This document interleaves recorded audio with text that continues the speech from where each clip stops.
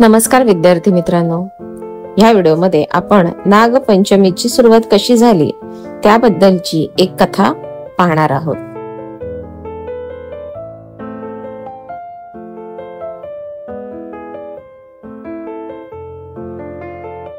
खूप प्राचीन काळी भारतात जनसमूह जंगले, पर्वत आणि नद्या यांच्या आसपास वस्ती करून राहत होता। त्या काळात साप, विशेषतः नाग हे फारच पूजनीय समजले जात होते। त्यांना देवता मानले जाई। यामागे एक अतिशय रोचक आणि भावनिक कथा सांगितली आहे। एकदा पृथ्वीवर एक धर्मात्मा ब्राह्मण आपल्या पत्नी आणि मुलांसोबत राहत होता। त्याची 7 मुले होती। एकदा त्याने आपल्या मोठ्या मुलाचे लग्न ठरवले।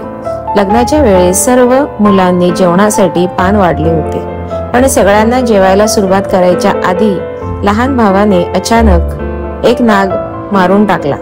तो नाग तक्षक नाग या प्रसिद्ध नागराजाचा भाऊ होता। जेव्हा तक्षकाला ही बातमी समजली तेव्हा तो खूप संतापला। त्याने बदला घ्यायचं ठरवलं। तक्षकाने त्या ब्राह्मणाच्या 7ही मुलांना आणि त्याच्या कुटुंबांना विषाने मारले।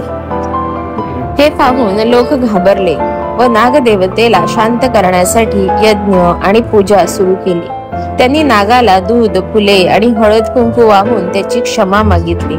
त्या दिवशी श्रावण महिन्यातील शुक्ल पक्षातील पंचमी होती।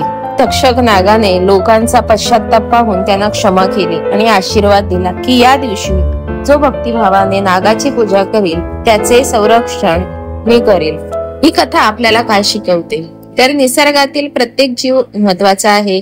सापांसारख्या प्राण्यांबद्दल आदर बाळगावा।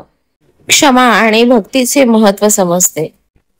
परंपरा आणि सण हे केवळ आनंदाचे नाही तर निसर्गाशी नाते दृढ करणारेही असतात। व्हिडिओ आवडला तर व्हिडिओला नक्की लाईक करा, चॅनलला सबस्क्राईब करा। थँक्यू।